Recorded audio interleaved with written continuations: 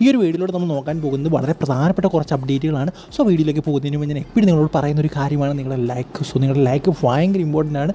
So ഭയങ്കര എന്ന് വെച്ചാൽ ഭയങ്കര ഇമ്പോർട്ടൻ്റ് ആണ്. സോ 100 നമ്മുടെ ലൈക്കിൻ്റെ ടാർഗറ്റ് എന്ന് പറയുന്നത്. സോ എല്ലാവരും ആ ഒരു ടാർഗറ്റിലേക്കൊന്ന് എത്തിക്കാനായിട്ട് ശ്രമിക്കുക.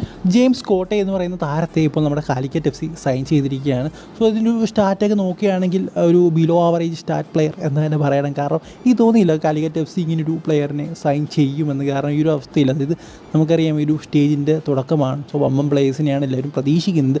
സോ അവിടേക്ക് ഈ ഒരു പ്ലെയർ എനിക്കത്ര ഗുഡായിട്ട് തോന്നിയില്ല. സോ ഇനി എങ്ങനെ അദ്ദേഹം കളിക്കും എന്നുള്ള കാര്യങ്ങളൊക്കെ നമുക്ക് കണ്ടു തന്നെ അറിയണം. അദ്ദേഹം കളിച്ച എന്താ പറയുക ഒരു ലോ ലെവൽ ക്ലബ്സിന് വേണ്ടിയാണ്, അത് കാലിക്കറ്റ് FC പോലുള്ള അത്തരത്തിലുള്ള ലോ പ്രൊഫൈൽ ക്ലബ്സിന് വേണ്ടിയാണ് അദ്ദേഹം കൂടുതലും കളിച്ചിട്ടുള്ളത്.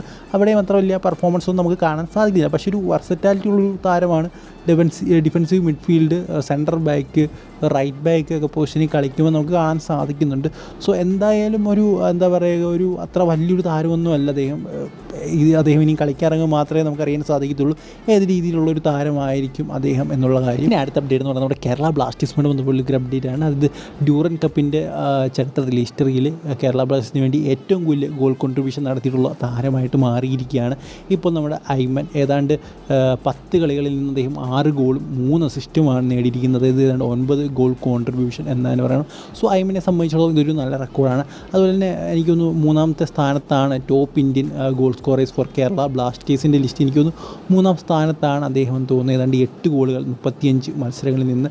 സോ അദ്ദേഹത്തിൻ്റെ കൂടെ തന്നെ ഇപ്പോൾ നമ്മുടെ രാഹുൽ KP ഉണ്ട്. അദ്ദേഹം 8 ഗോൾ കളിച്ചിട്ടുണ്ട്. പക്ഷേ അദ്ദേഹം 78 മത്സരങ്ങളിൽ നിന്നാണ്, അതായത് ഇതിൻ്റെ ഇരട്ടിയോളം മത്സരങ്ങളിൽ നിന്നാണ് രാഹുൽ KP 8 ഗോളുകൾ അടിച്ചിരിക്കുന്നത്.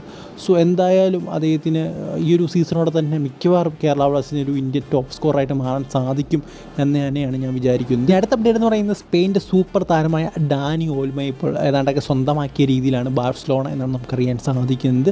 അതായത് അദ്ദേഹം ലേസ്പിക്കിന് വേണ്ടിയാണ് കളിച്ചുകൊണ്ടിരുന്നത്. അവിടെ നിന്ന് ഏതാണ്ട് 6 വർഷത്തെ കോൺട്രാക്റ്റ്, അത് 2030 വരെയുള്ള കോൺട്രാക്റ്റിലാണ് സൈൻ ചെയ്തിരിക്കുന്നതെന്നാണ് ഇപ്പോൾ നമുക്ക് അറിയാൻ സാധിക്കുന്നത്. വലിയൊരു ട്രാൻസ്ഫർ ഫീ ഒക്കെ മുടക്കിയാണ് അദ്ദേഹത്തെ കൊണ്ടുവരുന്നത്. അദ്ദേഹത്തെ കൊണ്ടുവന്നപ്പോഴും ബാഴ്സ ആരാധകർക്ക് അത്ര വലിയ സന്തോഷമില്ല എന്ന് തന്നെ പറയണം.